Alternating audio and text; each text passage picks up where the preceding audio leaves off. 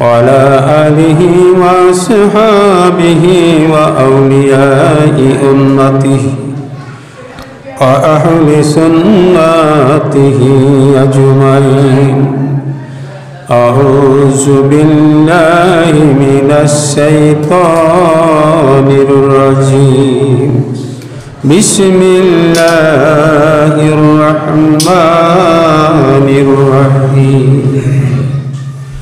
إن الله وملائكته يصلون على النبي يا أيها الذين آمنوا صلوا عليه وسلموا تسليما. اللهم صل على سيدنا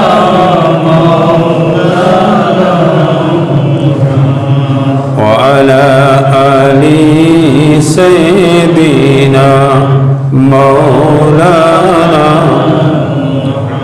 اللهم صل على سيدنا مولانا محمد وعلى آل سيدنا مولانا. বাদশাহ জুরমি মারা দরগুজার মা গুনাহগারিন তু আমর জিগার। আল্লাহুম্মা সাল্লি আলা সাইয়্যিদিনা মাওলানা ওয়া আলা আলি সাইয়্যিদিনা মাওলানা। আলহামদুলিল্লাহ আলহামদুলিল্লাহ নাহমাদুহু ওয়া নুসাল্লি আলা রাসূলিহিল কারীম। আল্লাহ তাআলার অগণন প্রশংসা, যিনি দয়া করে আমাদেরকে রজব মাসে বাঁচিয়ে রাখছেন। এই জন্য খালেস অন্তরে পড়ি আলহামদুলিল্লাহ। অতঃপর দরুদ ও সালাম বর্ষিত হোক যিনার এই কারণে আল্লাহ তাআলা তামাম মখলুককে সৃষ্টি করেছেন। যিনাকে সৃষ্টি না করলে আল্লাহ কিছুই সৃষ্টি করতেন না। বাবা আদম হতেন না। বাবা আদম থেকে আরম্ভ করে দয়াল নবীর আগা পর্যন্ত যত নবী রসুল আসেন কাউকে সৃষ্টি করতেন না।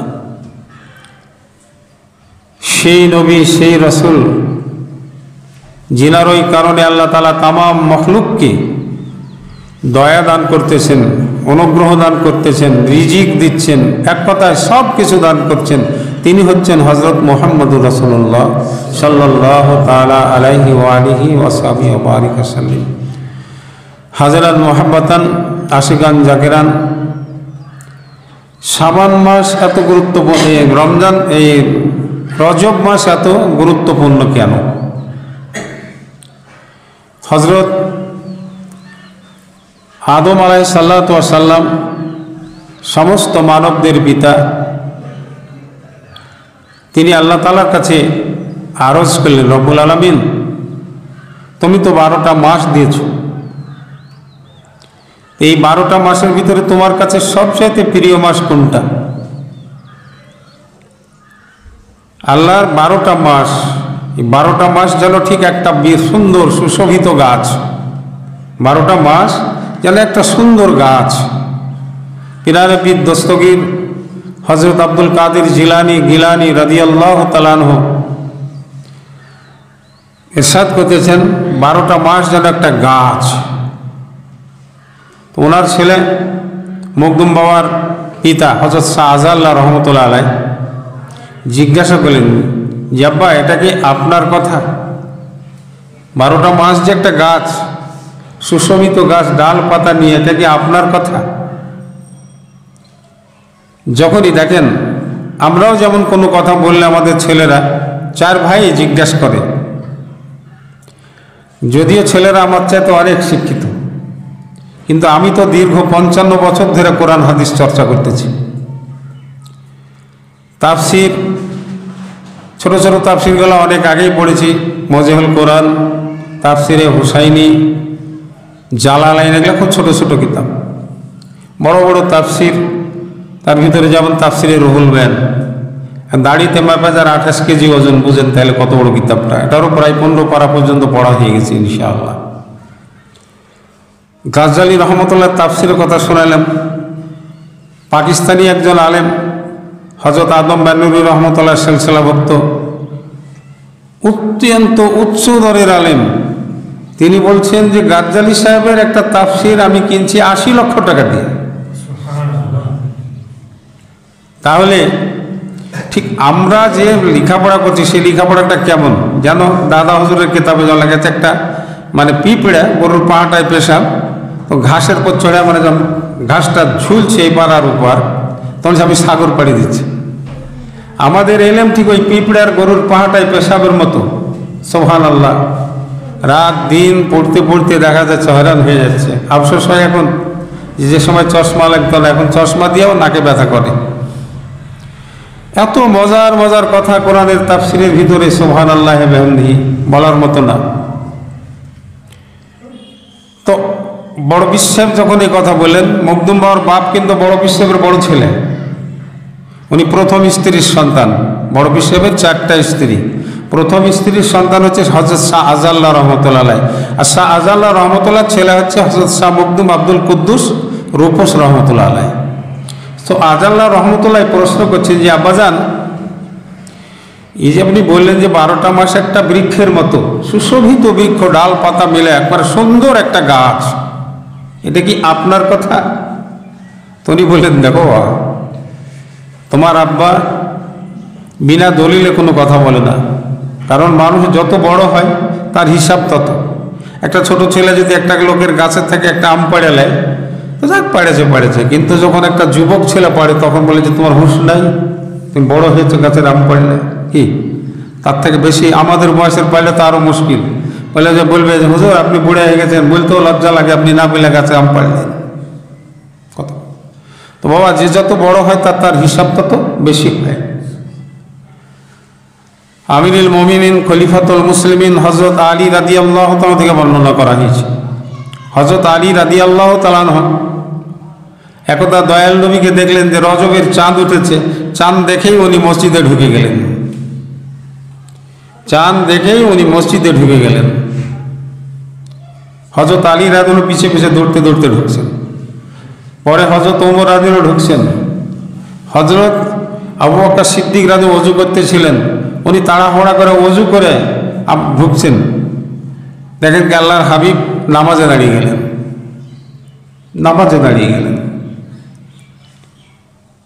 ওনারা বসে আছেন 2 রাকাত করে 4 রাকাত নামাজ পড়ে হাত উঠিয়ে বলে, আল্লাহ তুমি আমার উম্মতকে মাফ করে দাও। তারপরে কি বলেন, আল্লাহ আমার পরিবার বর্গের যারা আছে সবাইকে মাফ করে দাও। রাসূল আগে বললেন না যে আল্লাহ আমার ছেলে মেয়ে বিবি বাচ্চাদের মাফ করে দাও, তিনি বলেন কি, আয় আল্লাহ আমার উম্মতকে মাফ করে দাও। মোনাজাত শেষের পরে হযরত আলী রাদিয়াল্লাহু তাআলা খুব প্রিয় ছিলেন দয়াল নবী, খুব কম বয়সে উনি মুসলমান। উনি প্রশ্ন করেন, ইয়া রাসূলুল্লাহ, আপনি চাঁদ দেখার পরে দৌড়তে দৌড়তে মসজিদে আসলেন, এরকম তো আপনাকে কখনো দেখিনি। যে চাঁদ দেখার পরে আপনি দৌড়তে দৌড়তে মসজিদে প্রবেশ করলেন। বলে, আলী জানো কি এটা কিসের চাঁদ? এটা রজবের চাঁদ। এটা রজবের চাঁদ। রজবের চাঁদে কি হয়? রজবের চাঁদে মানুষের দেহ পরিষ্কার হয়ে যায়। তা আপনি যদি দেহ পরিষ্কার না করতে পারেন তাহলে তো আপনার হবে না। বলি, ইয়া রাসূলুল্লাহ, দেখো রজব হচ্ছে আল্লাহর মাস, রজব আল্লাহর মাস, শাবান আমার মাস, রমজান হচ্ছে আমার উম্মতের মাস। তাহলে রজব মাসে দেহ পরিষ্কার হয়, শাবান মাসে দেল পরিষ্কার হয়, আর রমজান মাসে রূহ পরিষ্কার হয়। আপনার রূহ যদি পরিষ্কার না হয় তাহলে তো আপনি অনেক কিছু দেখতে পাবেন না, কবরে কি হচ্ছে দেখতে পাবেন না, কোথায় কি হচ্ছে দেখতে পাবেন না। এই যে আমরা এখানে ওয়াজ করছি, এটাও আল্লাহ রসুল দেখছেন। আজকে দেখেন সিসি ক্যামেরা লাগা আছে ওই আমার আয়ব বাবাজির বাড়িতে, ওখান থেকে বসে বসে দেখছে, মোবাইলে সেট করা আছে, মক্কা শরীফ থেকে বসে বসে দেখছে মসজিদে সব কি হচ্ছে। সুবহানাল্লাহ। আচ্ছা, তাহলে আমার হাবিব পাক দেখতে পাচ্ছেন না? উনি দেখতে পাচ্ছেন। তো খোদার প্রেমিকেরা আশেকে রাসূলেরা, তাহলে শাবান মাসে আপনার দেহ পাক হবে, রজব মাসে দেহু পাক হবে, আর রমজান সাবানে আপনার দেল পাক হবে, আর রমজান মাসে আপনার রূহ পাক হবে। তো যদি সাবান মাসে আপনি জিন্দগির গুনাহ, সাবান হচ্ছে তোবার মাস, রজব হচ্ছে তোবার মাস, আর সাবান হচ্ছে সাফায়াতের মাস। তা আপনি যদি এই রজব মাসে খালেস অন্তরে তোবা না করেন, গুনাহমুক্ত না হন, তাহলে আপনাকে দয়াল নবী তো সাফায়াত করবেন না। তো খোদার প্রেমিকেরা, আশিকেরা, রাসূলেরা, তো হযরতে আদম আলাইহিস সালাম জিজ্ঞাসা করছেন যে আপনার প্রিয় মাস কোনটা 12 মাসের ভিতরে। তো যাই হোক, হযরত আলী রাদিয়াল্লাহু আনহু জিজ্ঞাসা করলেন, বলে দেখো আল্লাহর কাছে 4টা মাস খুব প্রিয়। অপর রেয়াতে আছে যে আল্লাহর কাছে 3টা মাস খুব প্রিয়, তার ভিতরে সবচেয়ে প্রিয় হলো রজবের মাস। অন্য রেয়াতে আছে রজব, শাবান, জিলকদ আর জিলহজ। জিলকদ এই জন্য পবিত্র যে জিলকদে গুনাহ মাপ নিয়ে জিলহজের হজ করতে হয়। তাহলে হযরত মুকাতিল রাদিয়াল্লাহু তাআলা বর্ণনা করতেছেন রজব মাস হচ্ছে জমি চাষ করে বীজ বপন করার মাস। রজব মাস হলো জমি চাষ করে বীজ বপন করার মাস। আচ্ছা, যদি আপনি জমি ভালো করে চাষ না করেন, বীজ বপন না করেন, তাহলে আপনার ধান হবে? রজব মাস হচ্ছে জমি চাষ করে বীজ বপন করার মাস। শাবান হচ্ছে ধান পাকার মাস, আর রমজান হলো ধান কাটার মাস। কি মাথায় ঢুকলো? এই জন্য প্রত্যেকটা মুসলমানকে প্রত্যেকটা চাঁদের হিসাব রাখতে হবে। চাঁদের যদি আপনি হিসাব না রাখেন, তাহলে আপনার অনেক কিছুই চলে যাবে আপনার সামনে দিয়ে। ব্যবসা করছেন, আপনি লোককে দায়িত্ব দিয়ে দিয়েছেন, ব্যবসার যদি আপনি খোঁজ না নেন, তাহলে আপনার পুঁজিই থাকবে না। শেষ পর্যন্ত দেখবেন যাকে দায়িত্ব দিয়েছেন না, ওই ইঁদুরের মতো কাটতে কাটতে আপনার বছরের শেষে এবার হিসাব করে দেখবেন আপনার পুঁজিই নেই। তো খোদার প্রেমিকেরা, আশিকেরা, রাসূলেরা, তো আল্লাহর হাবিব বলছেন আলী, আল্লাহ তাআলার 12টা মাস হচ্ছে একটা গাছের মতো, একটা সুন্দর গাছ। সেই গাছের ডাল পাতা হচ্ছে রজবের মাস। সেই গাছের ডাল পাতা হচ্ছে রজবের মাস। গাছের যদি ডাল পাতা না থাকে, ফল ফুল ধরবে? ধরবে নাকি? শাবান হচ্ছে ফল ধরার মাস, আর রমজান হলো ফল পাড়ার মাস, এই যে ধান কাটার মাস। যাই হোক, আমাদের আদি পিতা হযরত আদম আলাইহিস সালাম, আল্লাহ তোমার এই 12টা মাসের ভিতরে সবচেয়ে প্রিয় মাস কোনটা? বলে দেখো 12 মাসের ভিতরে সবচেয়ে প্রিয় মাস হচ্ছে আমার কাছে রজবের মাস। রজব মাসের নিয়তে, গুনাহ মাফের নিয়তে যে 2 রাকাত নফল নামাজ পড়বে, আল্লাহ তাকে ক্ষমা করে দেবেন। রজব মাসের এমন একটা দিন আছে, ওই দিন একটা রোজা যে রাখবে তার জন্য 7 তাবক দোজখ হারাম হয়ে যাবে। সেটা কোন দিন? 27শে রজব। 27শে রজব, এই যে সোমবার, সামনে সোমবার, মঙ্গলবার পড়বে। তো আল্লাহ বলছেন যে আমার কাছে প্রিয় মাস হচ্ছে রজব মাস। বলে আল্লাহ তোমার কাছে প্রিয় মাস কেন? বলে দেখো, আমি দুনিয়ায় আমি যার জন্য সব কিছু সৃষ্টি করেছি, আমি যার জন্য সৃষ্টি করেছি সব কিছু, তাকে দুনিয়ায় পাঠাবো, আর আমি মহব্বতের সাথে আমি আমার আরশে আজিমে নিয়ে এসে তাকে বসাবো। তিনি হচ্ছেন হযরত মুহাম্মদুর রাসূলুল্লাহ সাল্লাল্লাহু আলাইহি ওয়াসাল্লাম। এত প্রিয় হওয়ার কারণ কি?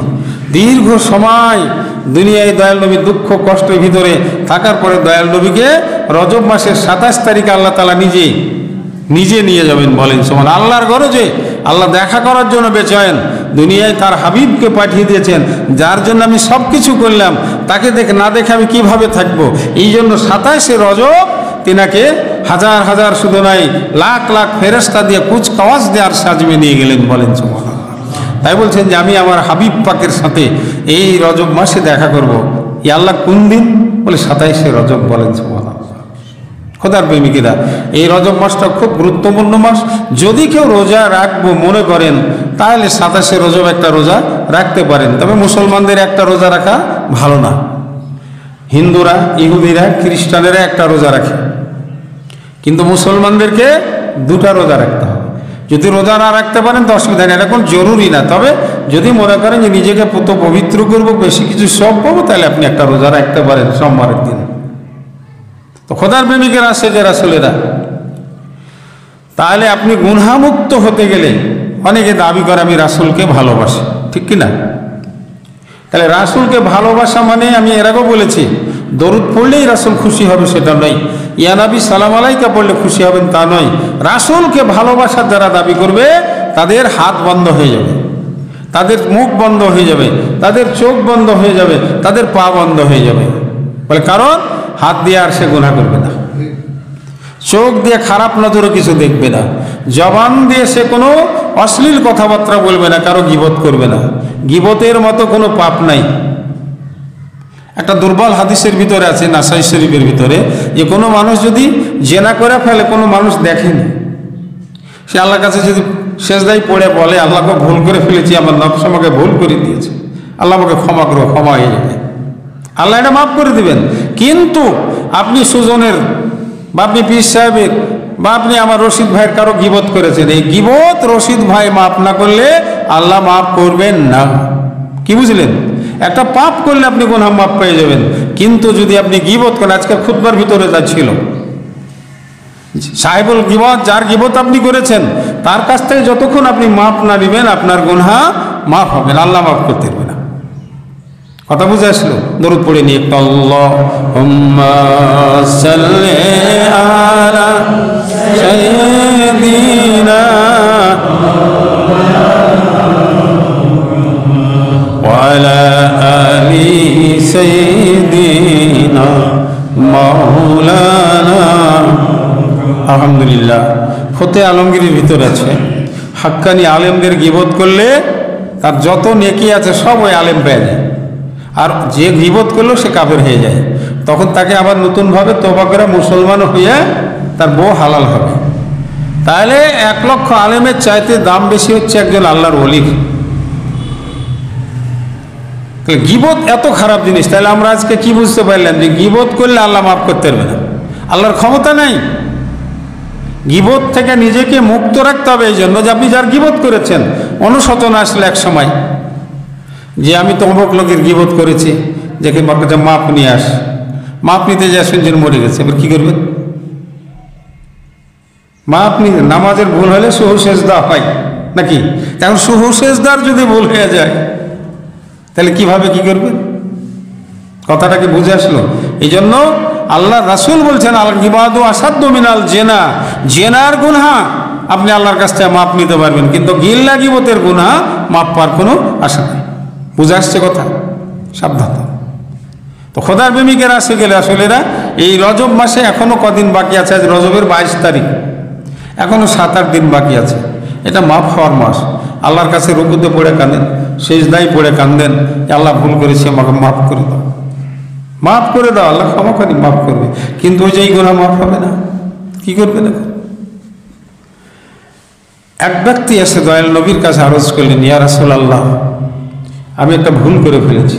কি ভুল করেছি? বলে আমি আমার ভাইয়ের গীবত করেছি, আমি আমার ভাইয়ের দুর্নাম করেছি। বলে তুমি মরে গেছো, তোমার ভাই জিন্দা হয়ে গেছে, তুমি মরে গেছো, তোমার ভাই জিন্দা হয়ে গেছে। বলে হুজুর, বলে তোমার নেকিগুলো সমস্ত তোমার ভাই পেয়ে গেছে, এখন একটা মাত্র তোমার রাস্তা আছে, সেটা হলো এই, তার কবরের কাছে গিয়ে তার পা ধরে বলো, ভাই তোমার পা ধরতেছি, আমি তোমার দুর্নাম করেছিলাম, তোমার সুনাম নষ্ট করেছিলাম। এই জন্য একটা কথা আছে, উপরে থুথু ফেললে গায়ে এসে পড়ে। গীবত এরকম একটা খারাপ জিনিস। ও সাহাবী গিয়ে পা ধরে কাঁদতেছে, জিন্দাতে মাপ নিতে পারেনি। মানুষের দিলের ভিতরে অনুশোচনা তো আর সবসময় আসে না, সবসময় তো মনের অবস্থা এক থাকে না। কান্নাকাটি করতেছে, দীর্ঘ সময় কান্নাকাটি করছেন, ফজরের নামাজের পথে জোহরের আজান হয়ে গেছে, কাঁদছেন যার হয়ে যেন তো ভুল করে ফেলেছে। আল্লাহর হাবিবের কাছে আসলেন, আল্লাহর হাবিব বললেন, তুমি ক্ষমাপ্রাপ্ত, তোমার ভাই ক্ষমা করেছে। আমাকে এই মুহূর্তে জিব্রাইল সংবাদ দিয়ে গেল। আবু রাইহান, ওই সাহাবীর নাম ছিল হযরত আবু রাইহান রাদিয়াল্লাহু তাআলা, বলে যে এখনই জিব্রাইল এসে আমাকে সংবাদ দিয়ে গেল যে আবু রাইহান যে তার ভাইয়ের পা ধরে কান্নাকাটি করেছে, কবর ধরে কান্নাকাটি করেছে, আল্লাহ আপনি ক্ষমা করে দিয়েছেন। বলেন সুবহানাল্লাহ। সুবহানাল্লাহ, আলহামদুলিল্লাহ, লা ইলাহা ইল্লাল্লাহ, সুবহানাল্লাহ, আলহামদুলিল্লাহ, লা ইলাহা লা ইলাহা ইল্লাল্লাহ মুহাম্মাদুর। দেখেন এই যে কলেমা পড়লে তওবা পড়ার প্রয়োজন হয় না। কারণ কি জানেন? লা ইলাহা ইল্লাল্লাহ মানে আল্লাহর কাছে পরিপূর্ণভাবে আত্মসমর্পণ করা, আর মুহাম্মাদুর রাসূলুল্লাহ মানে যে রাসূলকে জানে প্রাণে সব দিক দিয়ে মাইনা লওয়া। তাহলে রাসূলকে মানার মানে এই নয় যে আমি মিথ্যা বলব, রাসূলকে মানার মানে এই নয় যে আমি গিল্লা গিবত করব, রাসূলকে মানার মানে এই নয় যে ভাইয়ের সাথে বোনের সাথে খারাপ ব্যবহার করব, রাসূলকে মানার মানে এই নয় যে বাপ মার সাথে খারাপ ব্যবহার করব, রাসূলকে মানার মানে এই নয় যে আত্মীয় স্বজন প্রতিবেশীদের সাথে খারাপ ব্যবহার করব। কোনো লাভ হবে না। কাবা ধরে আপনি যতই কাঁদেন লাভ হবে না। দয়াল নবী বিরক্ত হয়ে যান, যখন গুনাহগার লোকেরা গুনাহ মাপ নিয়ে দয়াল নবী রওজা জিয়ারতে যায়। আপনি মক্কায় গেছেন, আল্লাহর মেহমান, মদিনায় গেছেন, যদি সত্যি আপনি গুনাহমুক্ত হন, আমি আল্লাহ এবং রসুলের শপথ দিয়ে বলতেছি, মদিনায় যাওয়ার সাথে সাথে আপনার দয়াল নবীর সাথে সশরীরে দেখা হয়ে যাবে। বলেন সুবহানাল্লাহ। আজ তো হাজার হাজার লক্ষ লক্ষ মানুষ মদিনায় গিয়ে কাঁদছে হাওয়া মাও করে, দেখা তো হচ্ছে না। ওই রওজা দেখছে তো, রওজা দেখলে একটা লাভ আমরা মনে করছি। আল্লাহর হাবিব বলেছেন যে আমার জিয়ারত করবি, জিয়ারতের মানে দেখা করা, যে আমার সাথে দেখা করবে আমি তাকে ক্ষমা করব। অর্থাৎ এক লক্ষ লক্ষ কোটি কোটি মানুষ যদি মদিনায় হাজিরে দেয় আর ওরা যদি গুনাহমুক্ত হয়, লক্ষ লক্ষ কোটি কোটি লোকের সাথে আমার দয়াল নবী দেখা দিবেন। বলেন আল্লাহর প্রেমিকদের হযরত রাফি রহমতুল্লাহ আলাইহির গল্প আপনারা শুনেছেন। উনি যেই বছর হজে গেলেন, দয়াল নবীর হজে গিয়ে বলেন, ইয়া রাসূলুল্লাহ, আমি যখন বাড়িতে ছিলাম আপনার পাক দরবারে সালাম পাঠাতাম, আপনি অন্তত দেখা না দিলে আপনার একটা হাত বাহির করেন। এই মোবারক নূরের হাতটা আমি দেখি, হাজার হাজার মানুষের ভিতরে দয়াল নবীর রওজার থেকে দুটো হাত বাহির হলো। রাসূল তার প্রেমিকদের, কারণ কি তার হাত তো গুনাহ করে দিই, সেই রকম বলি তার চোখ গুনাহ করেনি। এক কথায় মাথার থেকে পায়ের তালু পর্যন্ত তিনি ছিলেন গুনাহমুক্ত। এই জন্য আল্লাহ রাসূল দেখা দিয়ে দিলেন। আপনি মদিনায় গিয়ে যদি আপনি দয়াল নবীর দেখা না পান, আপনি মনে করেন না যে আল্লাহর হাবিবের শাফায়াত পাবেন। দেখা হবে। হযরত পিরানে পীর দস্তগীর আব্দুল কাদের জিলানি রাদিয়াল্লাহু বলছেন, রাসূল দেখার জন্য রেডি হয়েছে, কিন্তু আপনার দিলের আয়না তো ঠিক নাই। আপনার দিলের আয়নাটা ঠিক করেন, গুনাহমুক্ত হয়ে যান, তাহলে আপনি দয়াল নবীকে দেখতে পাবেন, স্বপ্নে দেখতে পাবেন। চোখ বন্ধ করে বসে আছেন, দেখতে পাবেন। সত্য একটা ঘটনা বলি, আল্লাহ এবং রসুলকে সাক্ষী রেখে আমরা যে দ্বিতীয়বার গেলাম, মানে হজে গেলাম উমরায়, অনেক রাত্রিতে যে মসজিদে নববীতে বসছি, এশার নামাজ সবাইকে নিয়ে পড়ে দয়াল নবীর মহব্বতে আমরা তো এশার পরে 500 বার দরুদ পড়তেছিলাম। আমার 400 বার পড়া হয়েছে। সুন্দর টুপি মাথায়, সাদা জুব্বা পরে দয়াল নবী দাঁড়িয়ে আছে। তোদের শরীর থেকে ভুটকা গন্ধ বাইর হচ্ছে। তার আগে দয়াল নবীর রওজার রাস্তা বন্ধ ছিল, তাড়াতাড়ি চোখ খুলে ফেললাম। বলেন সুবহানাল্লাহ। এই যে গত উমরা কথা আমার সাথে অনেকই ছিল। বাস্তবিক আমাদের 2-3 দিন গোসল করা ছিল, ঘামে শরীর দিয়ে গন্ধও বাইর হচ্ছিল। আল্লাহর হাবিব বলছেন, তোদের শরীর দিয়ে ভুটকা গন্ধ বাইর হচ্ছে। ধ্যান ছুটে গেল, আল্লাহর হাবিবকে দেখলাম, রওজা জিয়ারত করলাম। যদিও বলার কথা না, আমি এই জন্য বলতেছি যে আপনারা আল্লাহর হাবিবকে দেখে মরার চেষ্টা করেন। কে দেখতে পাবে?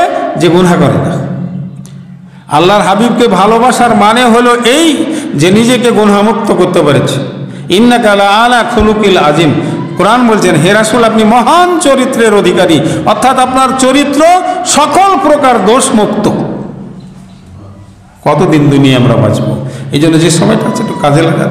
আর এই রজব মাসে একটু আল্লাহর কাছে খালেস অন্তরে নির্জনে তওবা করবেন। মানুষের সামনে তো আমরা আস্তাগফিরুল্লাহ পড়ি, কিন্তু রাত্রিতে একাই তওবা করবেন। আল্লাহ, তোমার বান্দাদের সাথে তওবা করেছি, নির্জনে এখন তোমার কাছে তওবা করতেছি, আমাকে ক্ষমা করে দাও। আস্তাগফিরুল্লাহ রাব্বি মিন কুল্লি জামবি ওয়া আতুবু ইলাইহি। আস্তাগফিরুল্লাহ রাব্বি মিন কুল্লি জামবি وأتوب إليه أستغفر الله ربي من كل ذنب وأتوب إليه আলহামদুলিল্লাহ। ছোট্ট একটা ঘটনা এই রজবের বলে শেষ করব। হযরত ঈসা রূহুল্লাহ আলাইহিস সালাম এক পাহাড় এলাকার ভিতর দিয়ে যাচ্ছেন। দেখেন সুন্দর একটা পাহাড়, লাল টকটকে একটা পাহাড়। পাহাড় দেখে আমি থমকে দাঁড়ালেন, আল্লাহর কাছে আরজ, আল্লাহ তুমি পাহাড়ের জবান দিয়ে দাও, আমি পাহাড়ের সাথে কিছু কথা বলবো। পাহাড়ের জবান হয়ে গেল। ঈসা রূহুল্লাহ জিজ্ঞাসা করছেন, তুমি কেমন আছো? বলে আমি খুব শান্তিতে আছি, আমি খুব ভালো আছি। বলে কেন তুমি এত শান্তিতে ভালো আছো? কারণ বলে আমার ভিতরে একজন আল্লাহর ওলি 600 বছর ধরে ইবাদত করছে। একজন আল্লাহর ওলি 600 বছর ধরে আমার ভিতরে ইবাদত করছে, যেন আমি খুব আনন্দিত যে আমার ভিতরে আল্লাহর ওলি একজন বসে আল্লাহ এবং রাসূলের প্রশংসায় মশগুল আছে। বলেন আল্লাহ বললেন, আল্লাহ তুমি এই পাহাড়টাকে তুমি দরজা করে দাও, রাস্তা করে দাও, আমি ওই অলির সাথে কথা বলবো। সঙ্গে সঙ্গে পাহাড়টা 4 ভাগ হয়ে আল্লাহর ওলি বাইরে গেলেন। মুসা আলাইহিস সালামকে সালাম দিলেন, এই ঈসা আলাইহিস সালামকে সালাম দিলেন। ঈসা আলাইহিস সালাম বলছেন যে তুমি এই পাহাড়ের ভিতরে কত বছর ধরে আছো? বলে এই পাহাড়ের ভিতরে আমি 600 বছর ধরে আছি। আমি হযরত মুসা আলাইহিস সালামের উম্মত। একদিন আমি মুসা আলাইহিস সালামকে দেখলাম উনি তাওরাত পড়ছেন।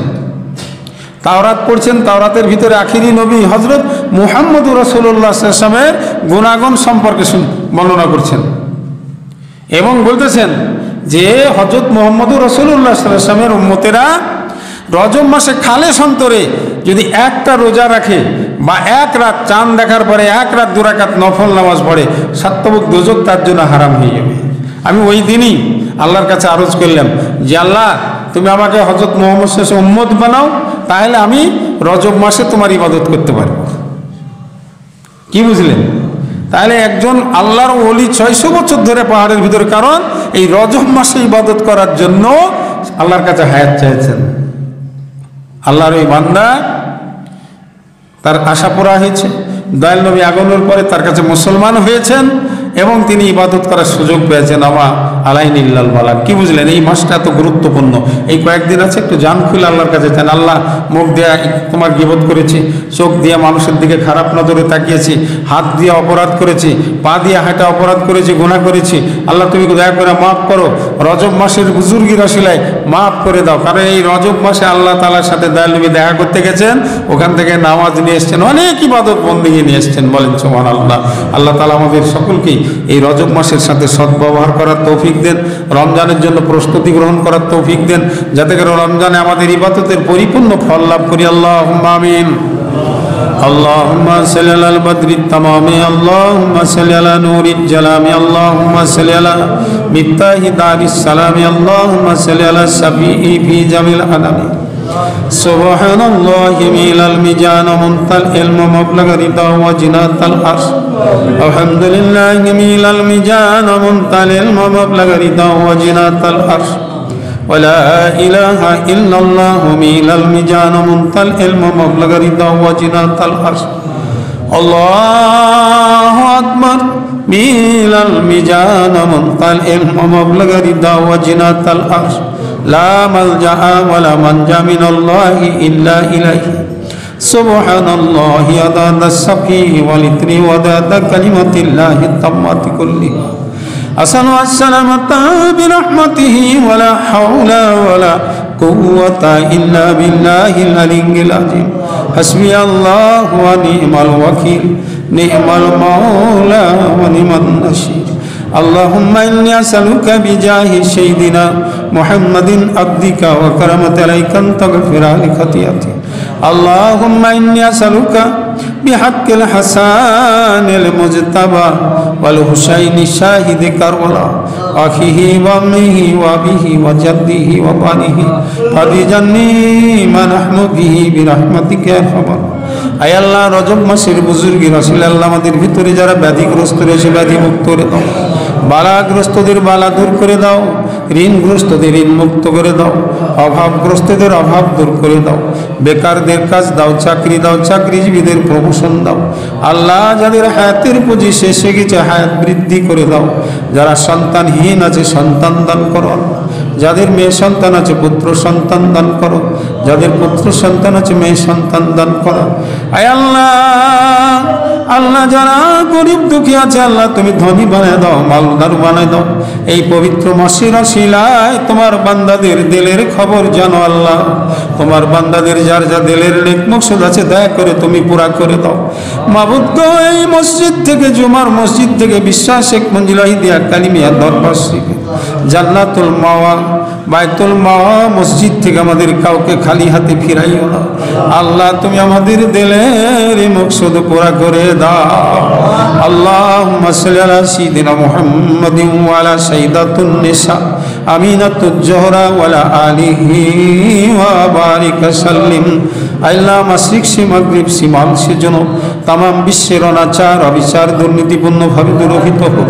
আয় আল্লাহ, তাম বিশ্ববাসী খাঁটি মুসলমান খাঁটি তরিকতপন্থী আয় আল্লাহ আমাদের বাংলাদেশের প্রতি রাজি এবং খুশি হয়ে যাও আল্লাহ। বাংলাদেশবাসীকে একজন সুশাসক দান করো। বাংলাদেশবাসীকে একজন কোরআন সুন্নাহর শাসক দান করো। সুবহানা রাব্বিকা রাব্বিল ইজ্জাতি আম্মা ইয়াসিফুন ওয়া সালামুন আলাল মুরসালিন আলহামদুলিল্লাহি রাব্বিল আলামিন। আমিন সুম্মা আমিন বিহাক্কি লা ইলাহা ইল্লাল্লাহ মুহাম্মাদুর রাসূলুল্লাহ। সুন্নাহ।